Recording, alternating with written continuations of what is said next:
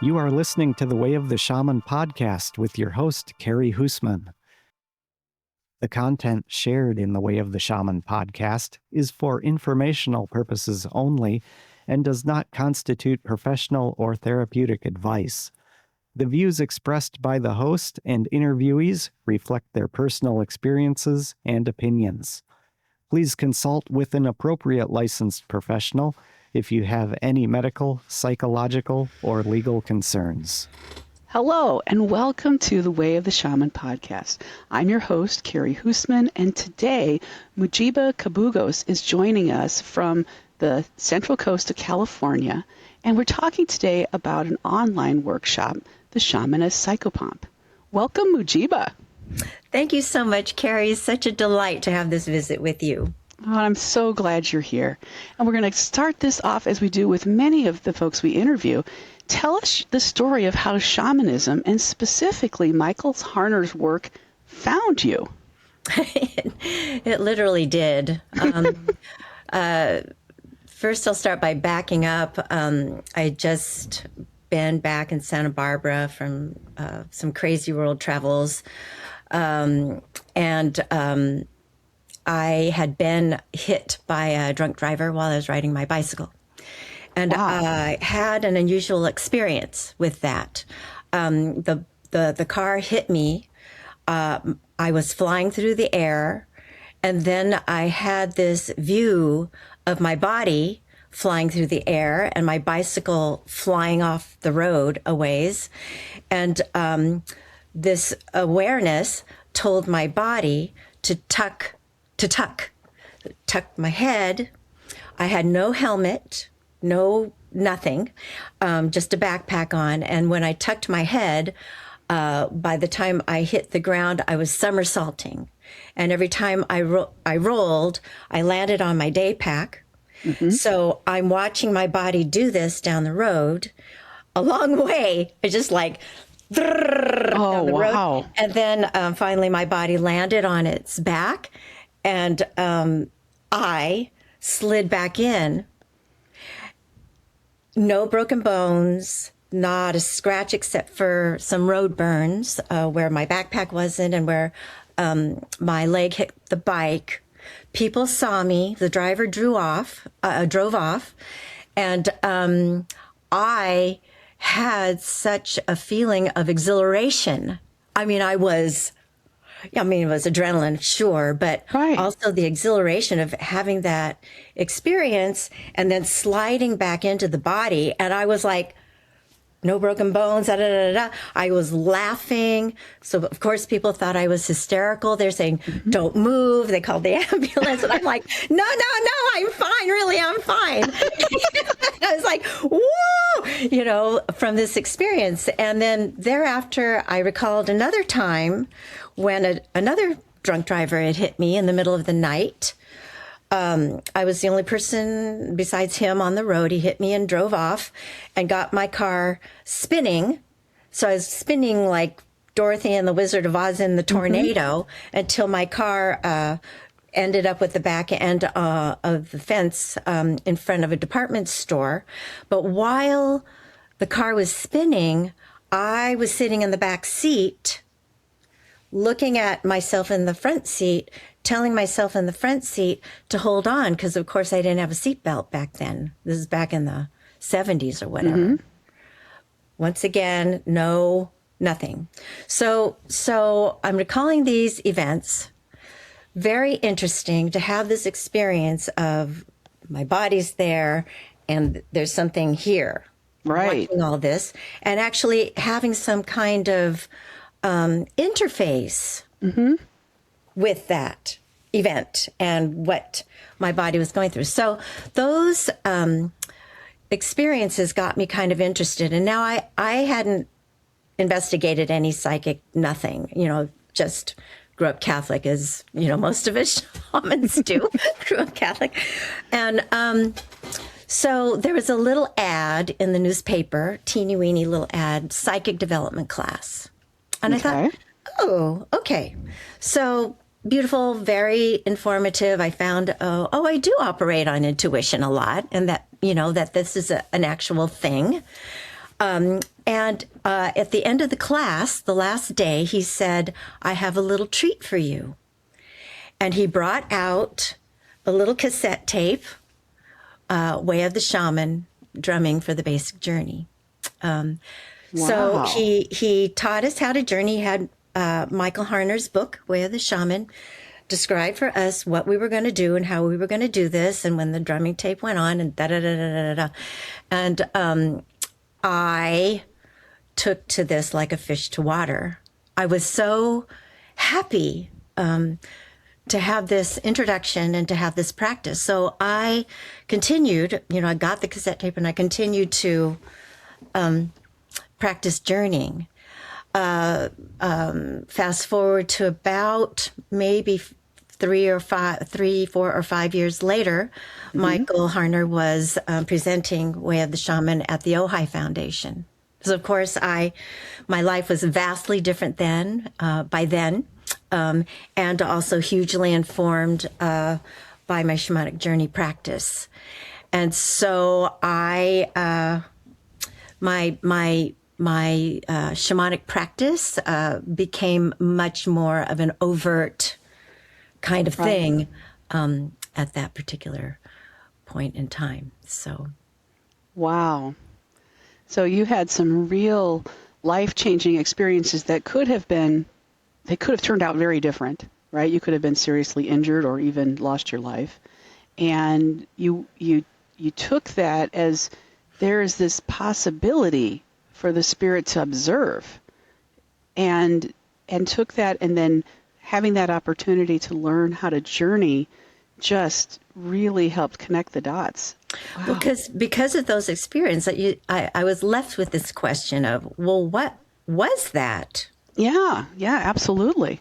Flying out of the body. And then, of course, also Robert Monroe's and his institute was very starting to be very prominent at that time, and he's talking about this. But what I loved and found myself instantly magnetized to with learning about the shamanic journey and core shamanism was to be conducting this practice with this intention to relieve suffering, to help people. Yes. Yeah. That seemed to be like the key, or, the fit for me. I wasn't necessarily, it kind of fell flat for me simply to explore the possibility of this and this experience without this purpose. For some reason, that just settled in my heart. And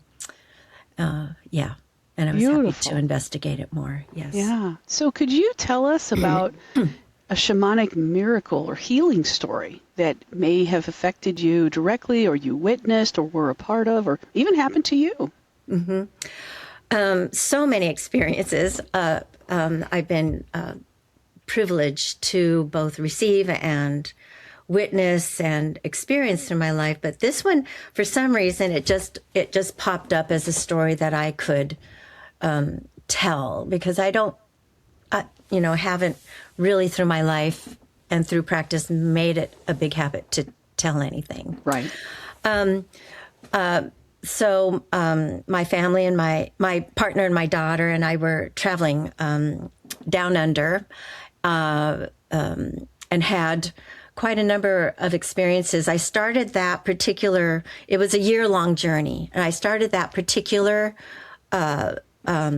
period of travel with this resolve, because I'd been working really, really hard here with my practice. And my resolve is no healing on this journey for a year. I'm going to take a break from healing. I'm going to take a break from spiritual work. It's just, I'm going out here simply as a tourist.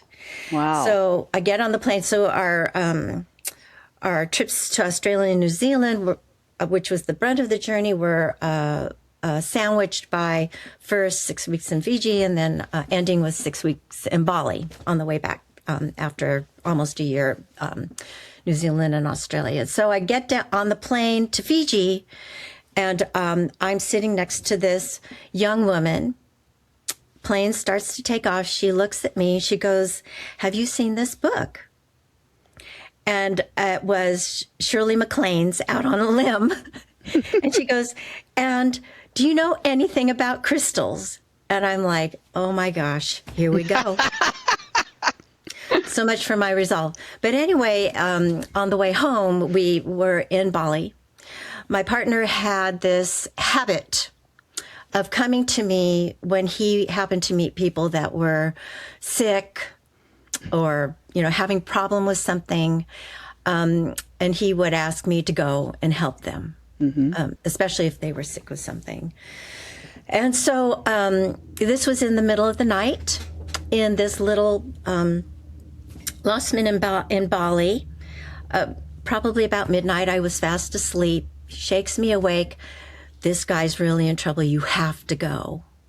And I said, no. And he goes, you have to.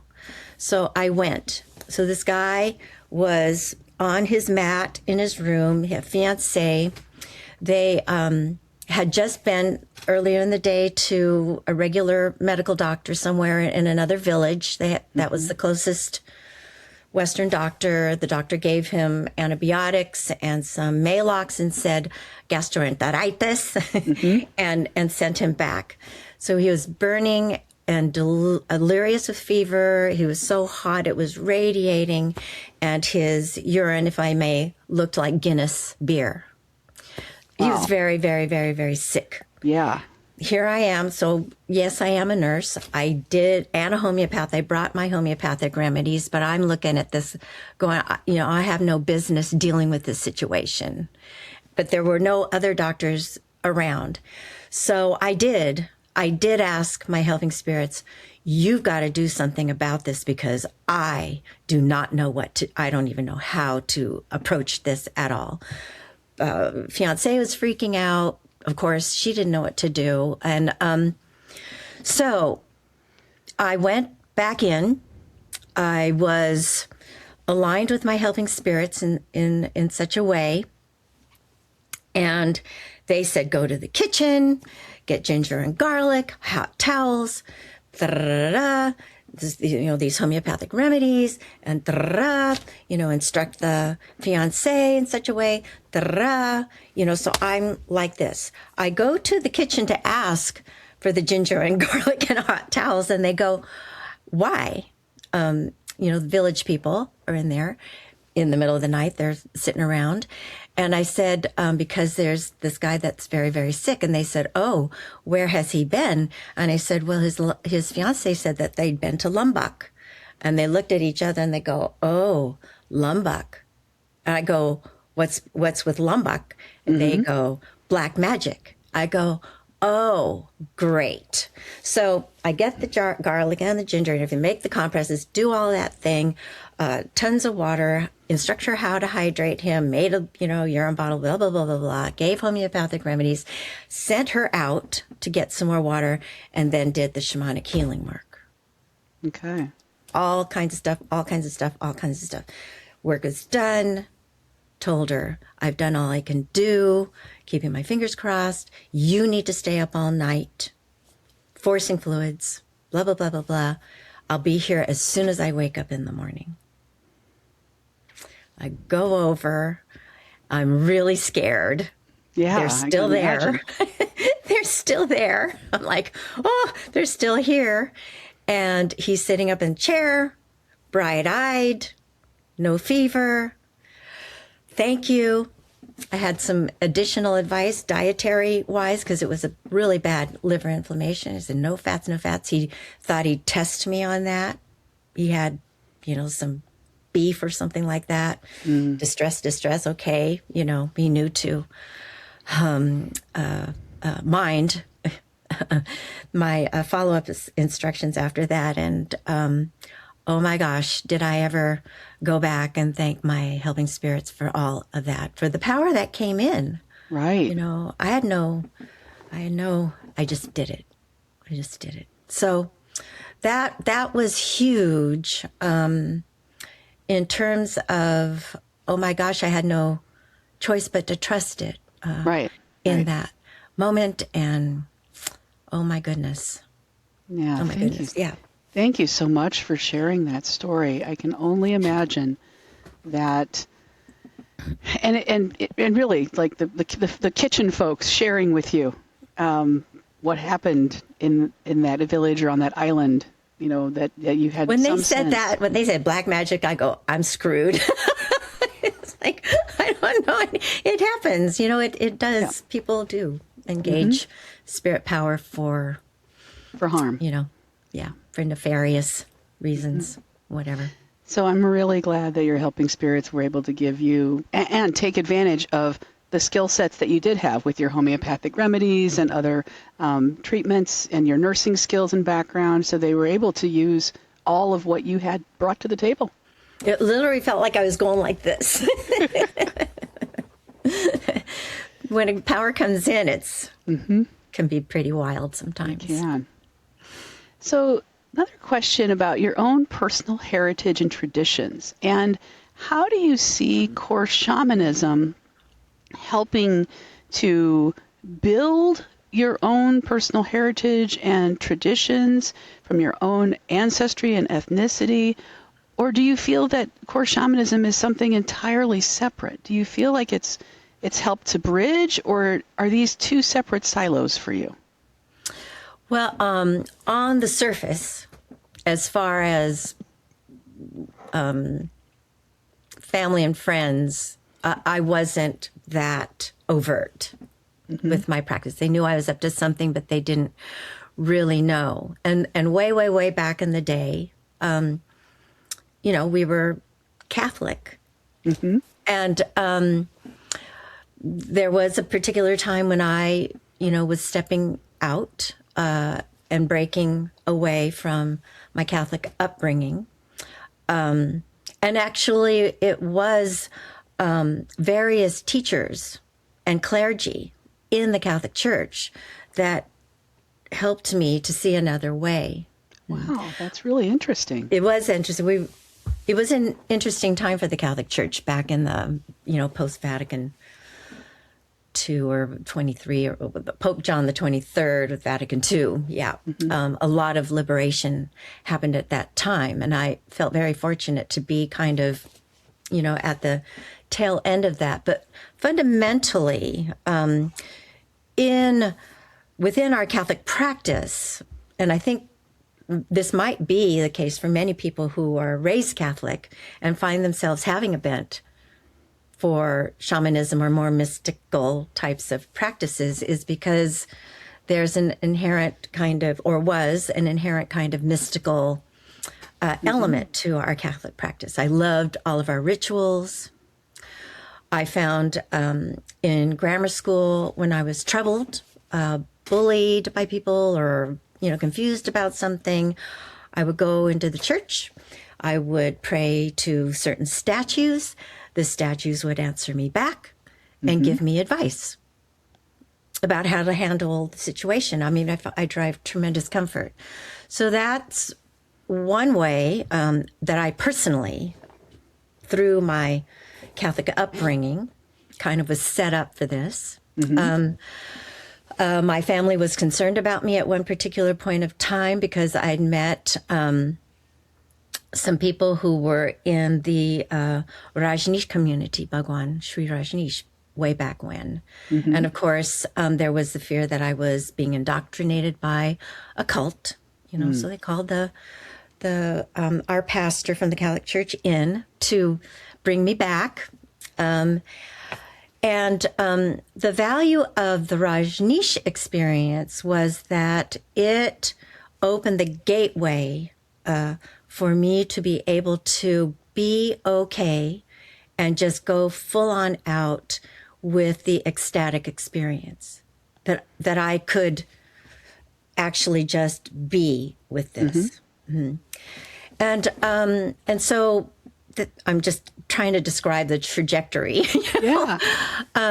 So while my family and friends didn't know so much what I was doing or understanding this, At one point, we had gone back to the Philippines. The first time my dad had been back in 60 years or something, and meeting his brothers and sisters again on the island of Bohol. We're 100% Visayan Filipinos. And all my family there, she's a nurse and she's Catholic and she doesn't want to know about what's going on in the village. Finally, the night before we left, somebody confessed to us that there was a talking rock in the house in the village. And of course, I wouldn't want to know about this because I was, from the U.S. and I was a nurse and I was Catholic. But there it was. And I'm like, oh my God, I need to know about this. So the story of this was that this woman had given birth to twins. One of the babies died, and it was its spirit that was speaking through this rock and giving divination advice. Oh, wow. How nice. Yeah, it was really nice. It was nice for the family because they were making quite a bit of extra money, offering the rock and the advice from the spirit of this child through the rock. So, there was spirit influence.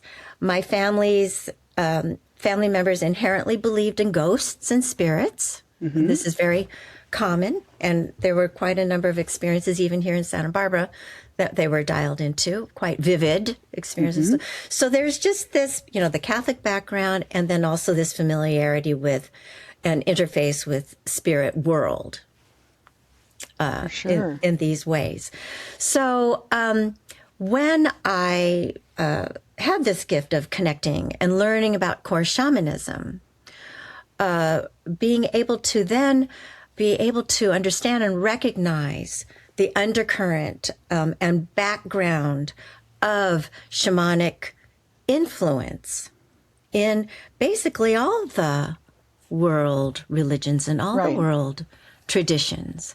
And so it is quite native, if you will, to human beings. This experience of directly communing with spirits and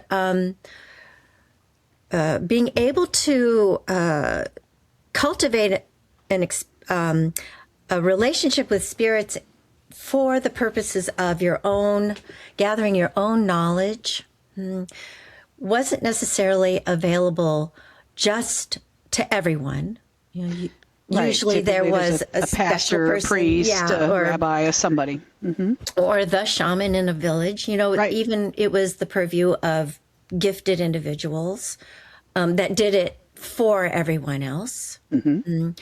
But as it turns out, a lot of everyone else was actually having some kind of initiation into being able to cultivate their own, or at least demonstrate that they were connected to their own resources of power, or at least the community's resources of spirit power, because it was essential and crucial for the survival of the community, that each person be spiritually healthy as well as physically healthy, because somebody who's not healthy and whole is a liability. That's a good way to look at it. Yeah. So anyway, learning about Core Shamanism really kind of fleshed out for me. And also going back to the experience with the Bhagavan Rajneesh, he would speak extemporaneously about all the world's teachers and philosophers. And I'm like, wow. And gleaning, there's value from each one of the traditions. So this set me up, too, with my understanding with shamanic practice and shamanic understanding and just how far back shamanism goes, and feeds our desire for direct connection with the divine. It's rampant today as people are kind of either disenchanted or not being initiated into the so-called conventional world religious communities right now. people are wanting the ecstatic experience, wanting to feel like they're directly connected to some kind of spiritual something or other. I mean, even the desire in the kids who are going to raves, they wanted this expansive and transformational kind of experience and direct connection to their own spirit selves. So it's a real gift that we have this today, and that it's more available. It's natural.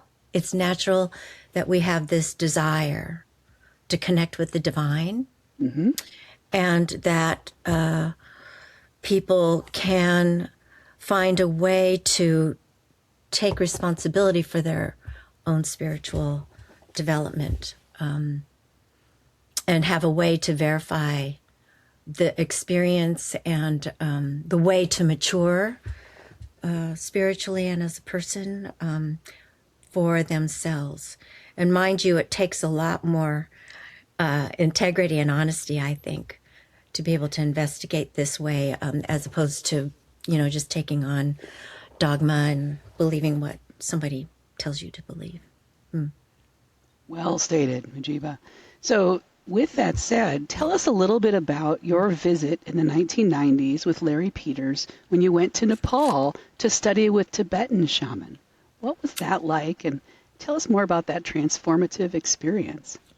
Well, yeah, it was quite an opportunity, and I jumped at it as soon as Sarah Dole was the one coordinating that for Larry, and Larry's been associated with the Foundation for Shamanic Studies many years too, and quite the scholar, and been had the good fortune to cultivate and study with Nepalese and Tibetan shamans and have vast experience with them. And so I'm still sitting with this, investigating many kinds of traditions. So I had the Rajneesh thing going. I had the Catholic thing going. I had also, and this is all informed by my helping spirits too. They're like, try this, try that. And then it was for me to evaluate or assess from those, exploring those other traditions and investigating their practices, what the value was for me.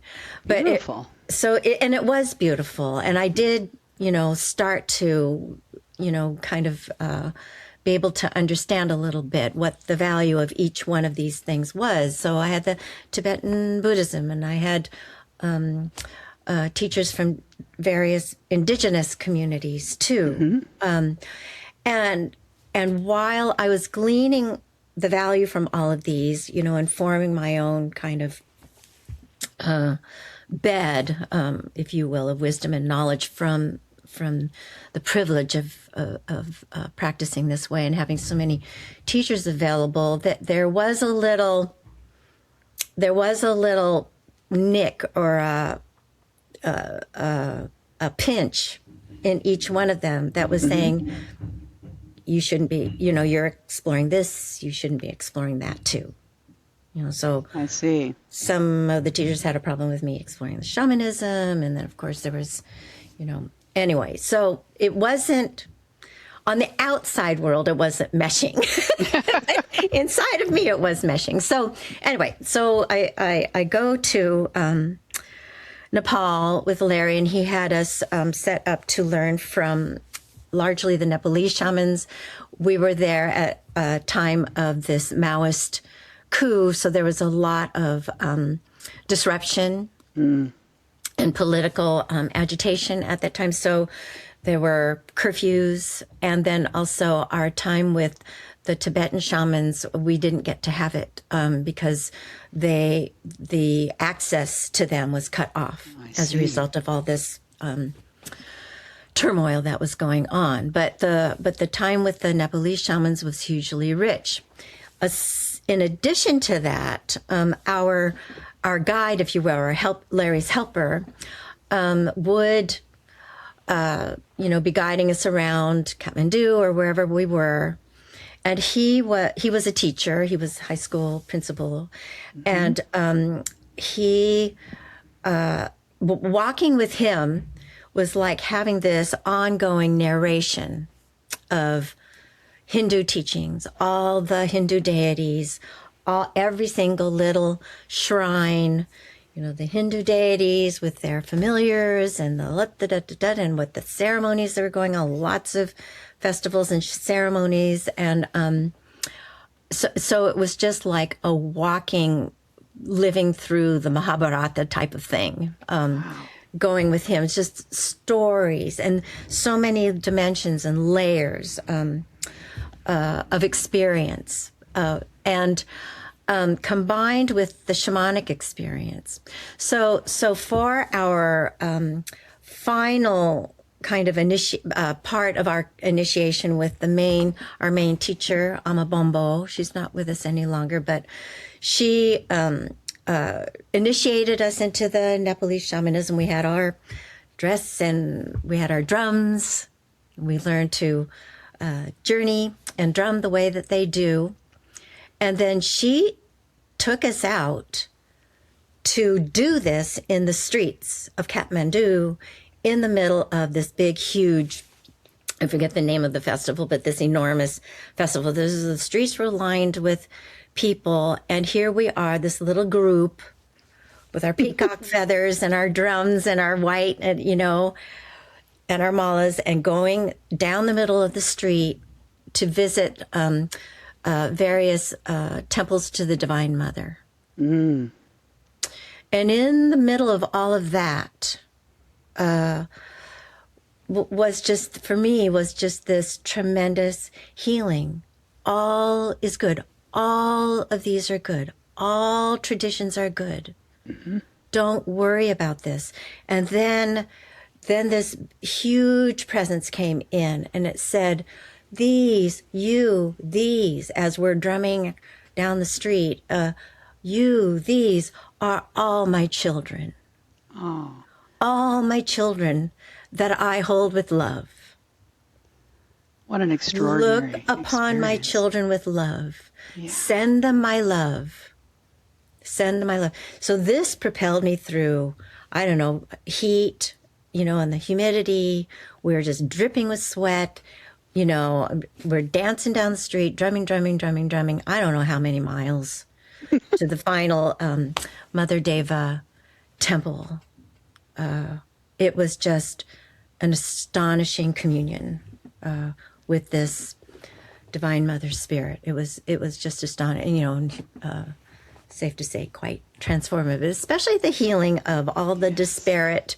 They're not disparate. They're not disparate. This is the color and the variety of our human experience, that each person experiences spirit in a particular way. Spirits speak to each person in a particular way.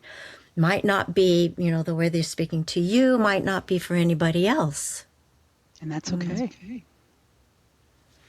So anyway, it was rich. It was rich, to say the least. And we got to view, quite a few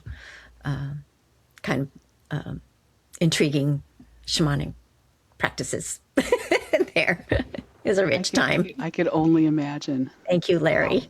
Wow. After all these years. So let's shift gears a little bit and talk about, here you are, you're a retired nurse, and you've practiced homeopathy, massage therapy. And so I'm sure that in your professional work, you have dealt, outside of shamanism, you've dealt with death and dying at some level. How do you feel these careers have been shaped or influenced by your shamanic learnings and learning about Psychopomp?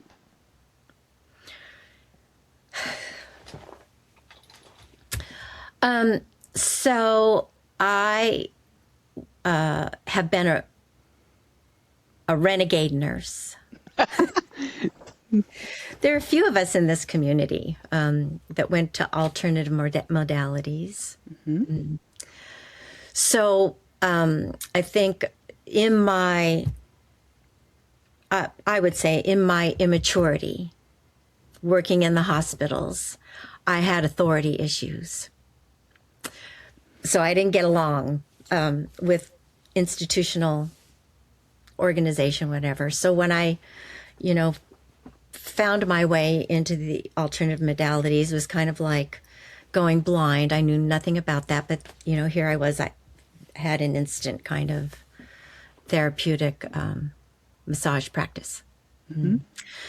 So, but having the nursing training helped people feel comfortable with what I was delivering. Of course. Yeah. And the homeopathy is even though I'm not practicing so much anymore, of course I still use the remedies. And the homeopathy, I in shamanic terms, I consider that the remedies were kind of like our power animals and plants. And that each person, has their own kind of array or symphony constituted of these various resonances of plants, animals, minerals that the remedies are. So nowadays, I will sometimes use homeopathic remedies after shamanic healing to help the person to either cope or integrate the healing that they received. Because lots of times people go through, quite a number of changes after shamanic healings. And I found homeopathic remedies useful. Now, in terms of dealing with suffering beings, we'll call them, ghosts, I have had quite a history of experiencing people who've crossed over. Starting when I was a child, my dearest godfather died. And his dog was poisoned in the neighborhood. And I had a for reals visit from them. I was 5 years old. They came to visit me. And my mother, I screamed and called for my mother when this happened. And she said, "Don't worry, they just came to say goodbye." And so this engagement with this kind of spirit I was able to rest with it, to settle with it. I've had the privilege of attending and being with a lot of my elders in their passing. Oh, wonderful. And having exquisite experiences informed, by my shamanic practice. And so it's been a theme, and then marrying that with, my own spontaneous experiences of out of the body experiences. This is kind of an ongoing theme for me.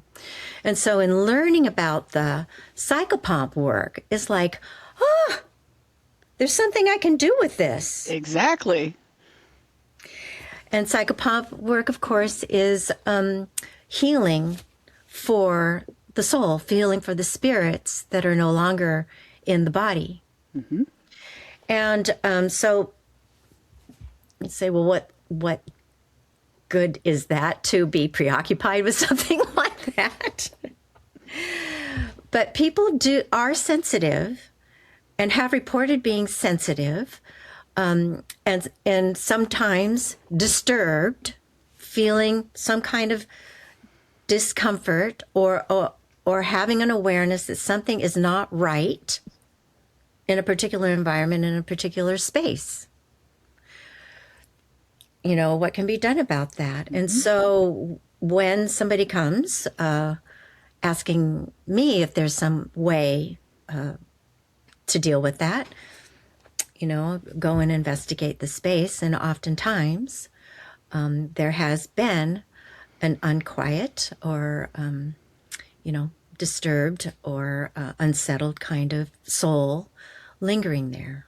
And Yes. it's been beautiful to be able to offer them a way to move out of their situation and finally to transcend to the next leg of their journey rather than being stuck in a place where there's nothing happening for them. Right. And their sense of disturbance transmits to people around them. And then people, report that the space feels better, or they're not having disturbing dreams anymore, or whatever. Because, doing this work, I am always surprised with every single one, shamanic healing thing. Honestly never know if it's really going to work or not. I hope it does, and so to have confirmation, that something feels better, something feels balanced, something feels harmonized, something feels light. Very reassuring. Very lovely. Yeah. Now So you have healing for the dead. Absolutely. We're going to talk a little bit more about that, but I would like to touch on your artistic background. You've created some music to acknowledge loved ones who are crossing over, called Jeremiah. Can you tell us more about the inspiration for this work? So I grew up, learning how to play music and dancing. I identified myself that way as a dancer and a musician and whatnot.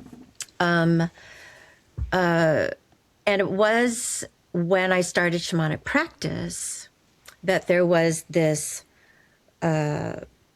informing of musical expression by my helping spirits, by the helping spirits, Nice. which ended up being, quite a rich thing over time.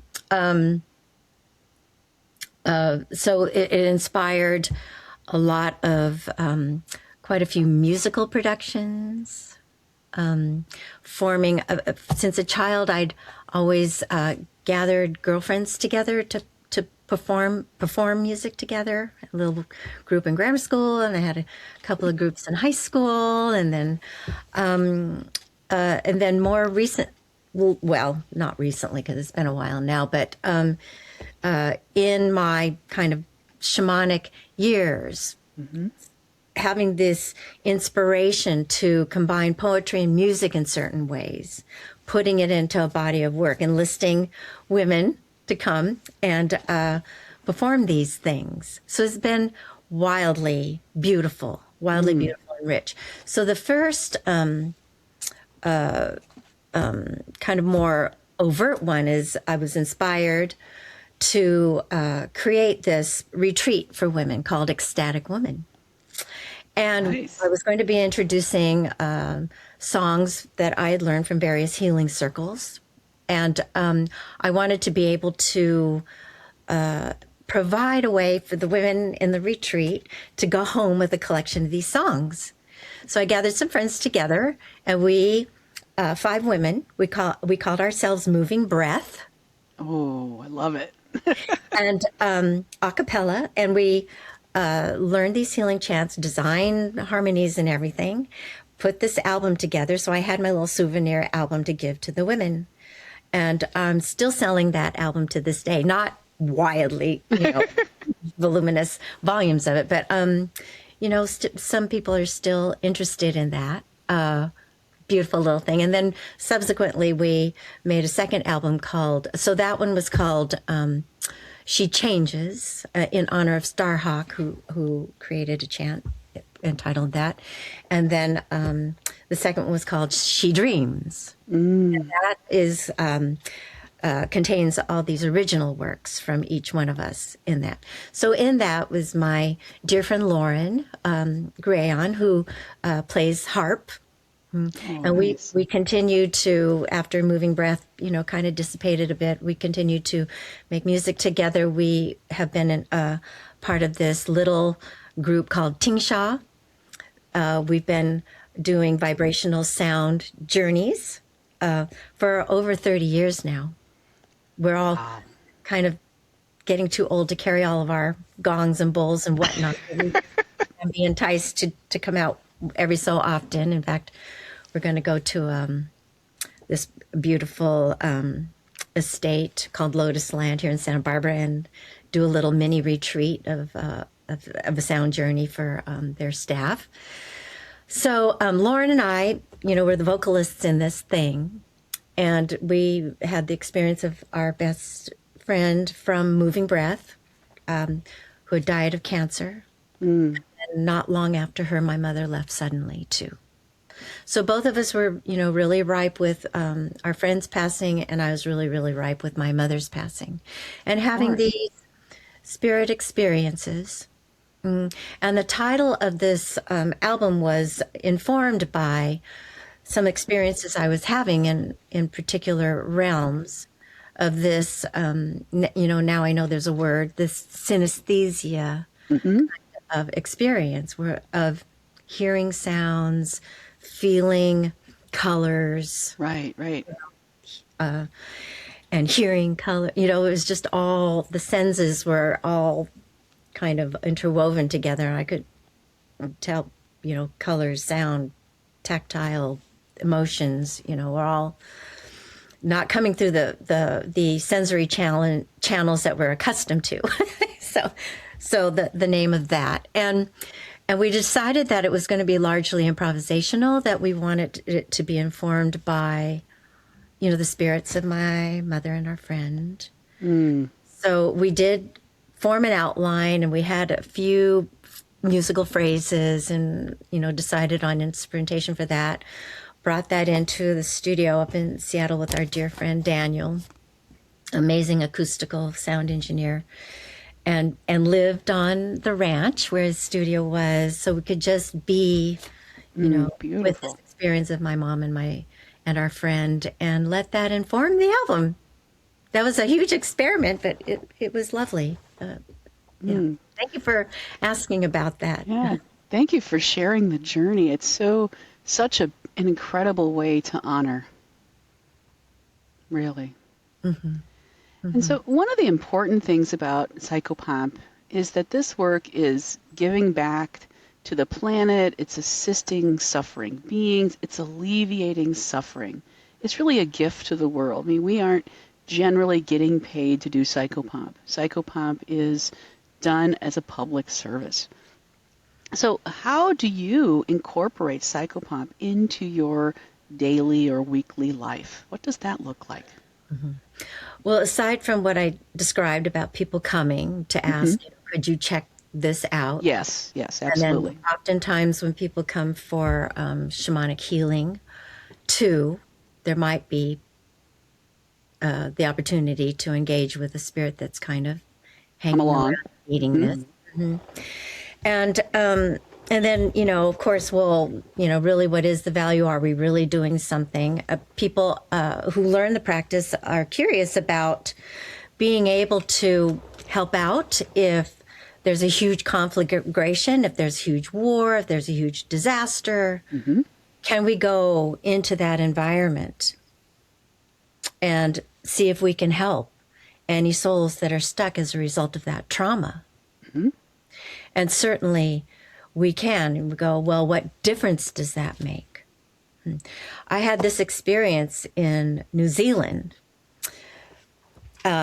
Some people had invited me, we're going to have this meditation on top of this old volcano or cinder cone site. Maybe about 10 of us, just have a meditation.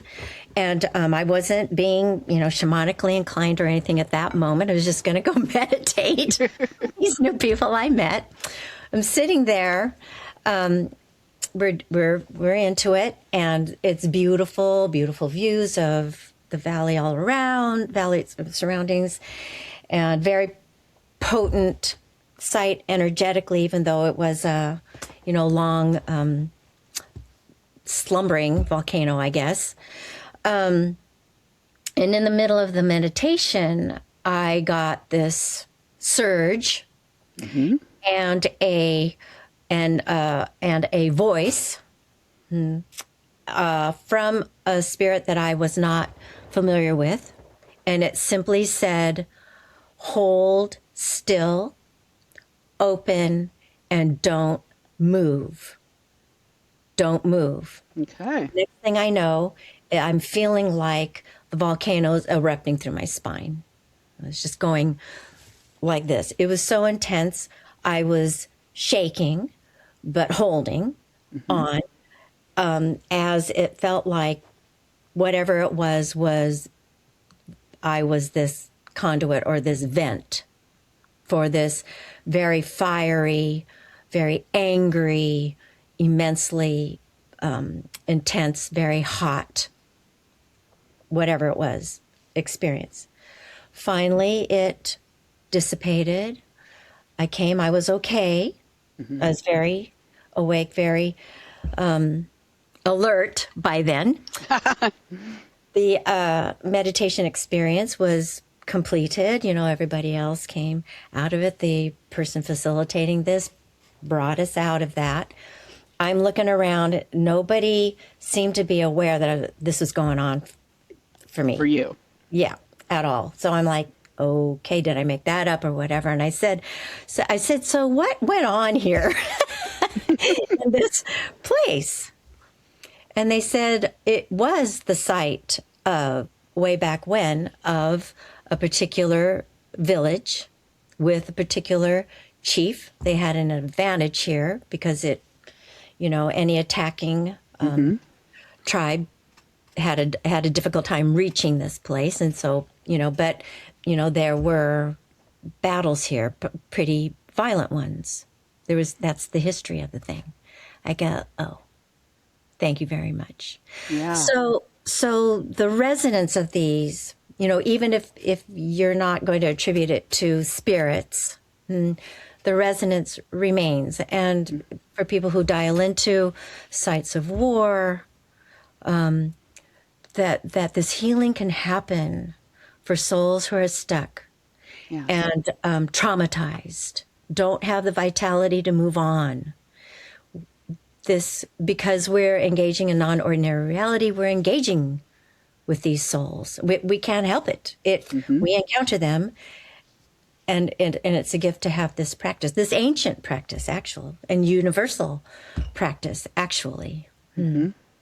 So yes, we can go and help change the vibe in a place. So thank you for that, Mujiba. Now, if a student is considering signing up for this, let's say they've taken the shamanic journey and shamanic divination and practice, or they've taken the way of the shaman, and they are interested in helping the deceased, the departed, the suffering beings, but they're maybe concerned, maybe not sure, maybe don't know that it aligns with their religious background. How do you help them make the decision? Do they ever ask you or reach out about this class? And if so, how do you help guide them? Well, my kind of pat answer to people is if you take no other courses with us ever again, at least take either this course or Dying and Beyond. Because we learn methods and practices that help us to explore the nature of our souls and investigate the possibilities of where we could move on from here. This is what is what is fundamental to the practice of Psychopomp. So you need to do that kind of exploration in order to be able to assist people. You need to know where to help them go.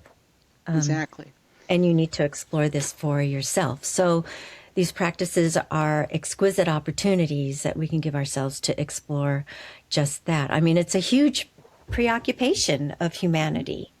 Yes. What happens after we die? What happens after we die? Where am I going? How can I ensure that my loved ones get to a good place, that I'm going to go to a good place? What is the hell business all about? All of that stuff. So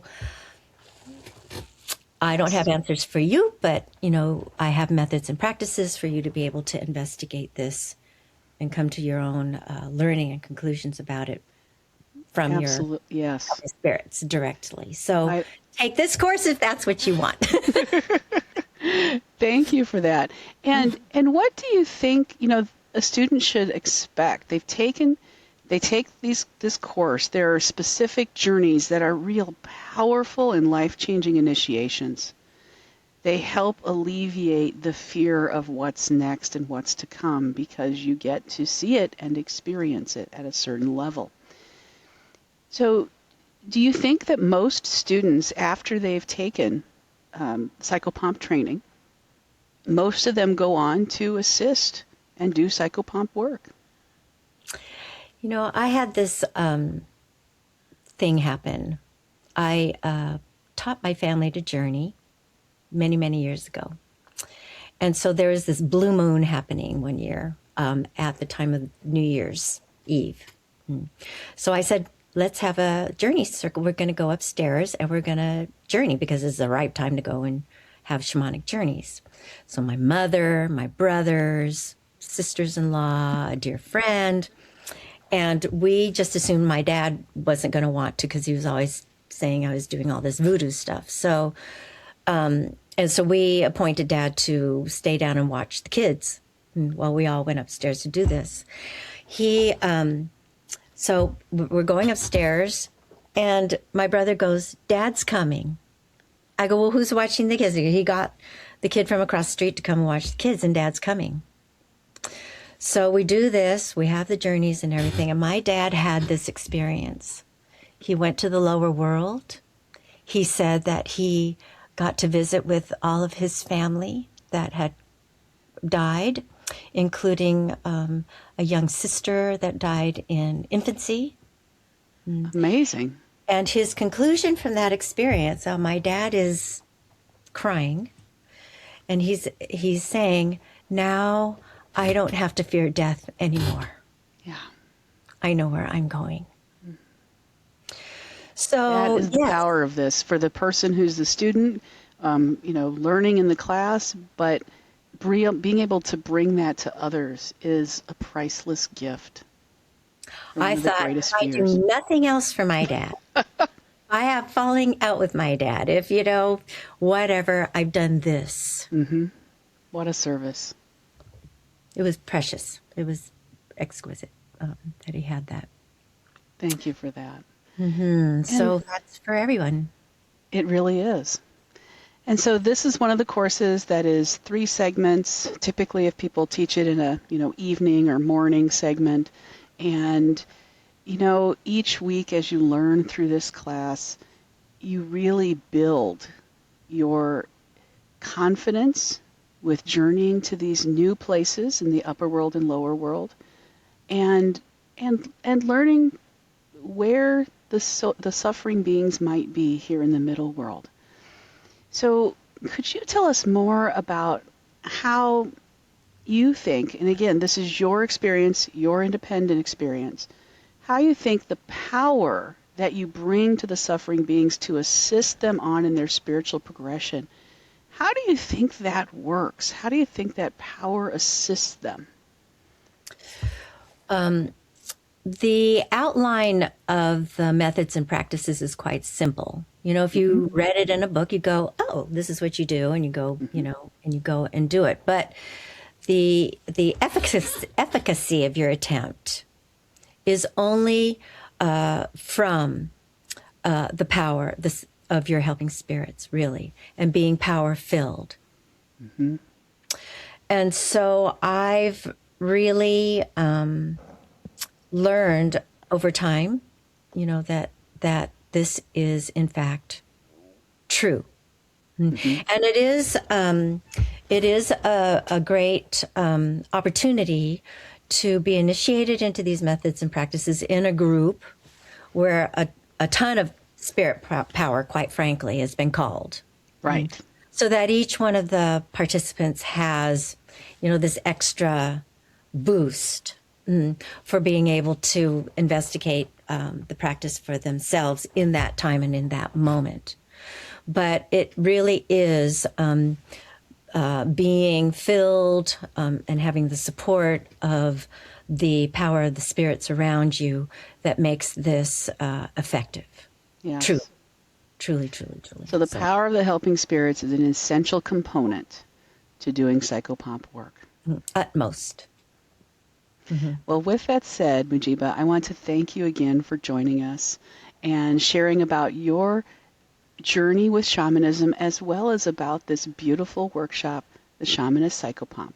If you'd like to learn more about Mujiba or more about this workshop or any of the other workshops the Foundation offers, please check us out at shamanism.org. Thank you so much, Kerri. Thank you.